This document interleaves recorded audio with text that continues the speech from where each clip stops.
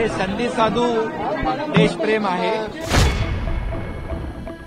हे सोयीचं राजकारण करतात.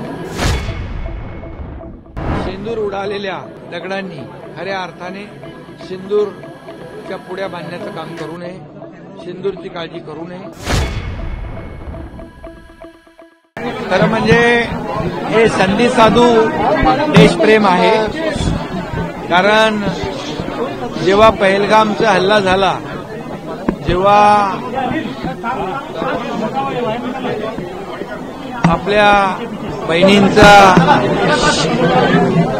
खरं म्हणजे सिंदूर कुंकू पुसण्याचं पाप पाकिस्तानी आतंकवाद्यांनी केलं, त्यावेळेस हे लोक कुठं होते. आणि मग या देशाचे भारतीय लष्कराने पाकिस्तानला जो काही जशाच तसं उत्तर दिलं आणि भारताचे आदरणीय प्रधानमंत्री नरेंद्र मोदीजी यांनी त्यांना मोकळीक दिली आणि पाकिस्तानला मुंहतोड जवाब जशाच तसं उत्तर देण्याचं काम केलं. आणि त्यावेळेस हे लोक कुठं होते. आणि म्हणून मी फक्त एवढंच सांगतो की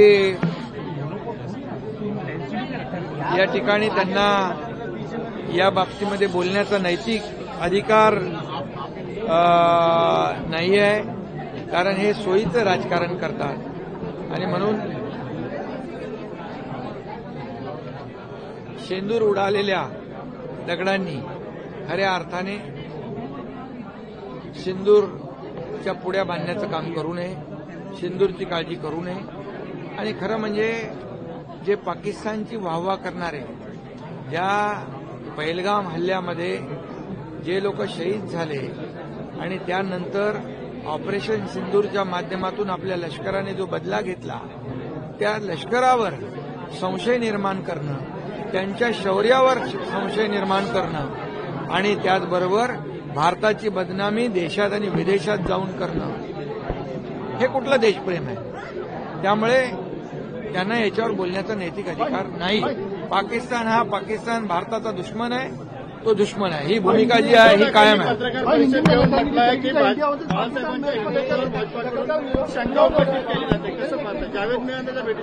बाळासाहेबांच्या हिंदुत्वावर कोणी शंका घेऊ शकत नाही. बाळासाहेबांनी हिंदुत्वाचा पुकार केला. गर्व से कहो हम हिंदू आहे हा नारा देण्याची पण बाळासाहेबांनी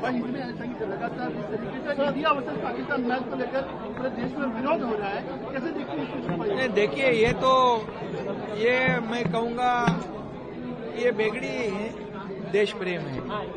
ये झूठा देश प्रेम है. जब पहलगाम का हमला हुआ तब कई बहनों का सिंदूर पोंछने का काम आतंकियों ने किया, पाकिस्तानियों ने किया.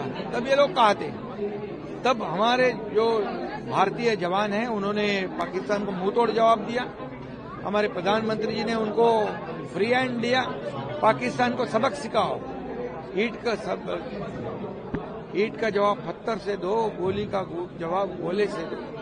और तब इन्होंने हमारे भारतीय जवानों के शौर्य पर सवाल खड़ा किया. कितने मिसाइल गए, कितने ड्रोन गए, अरे कितने लोग हमारे शहीद हो गए, कितने लोगों की जान गई. पाकिस्तान ने कई बार हमारे भारत पे हमला किया, मुंबई पे अटैक किया. ये हिसाब पूछा नहीं उन्होंने. ये पाकिस्तान के ऊपर हुआ हमला वो सही है या झूठ है, ऐसे पूछे तो इनको क्या अधिकार है ये सिंदूर के बारे में सवाल खड़ा करना कि भारत को ईंट का जवाब पत्थर से, गोली का जवाब गोले से देने की हिम्मत देश के प्रधानमंत्री नरेंद्र मोदी जी ने दिखाई है और हमारे भारतीय सेना ने दिखाई हुई है.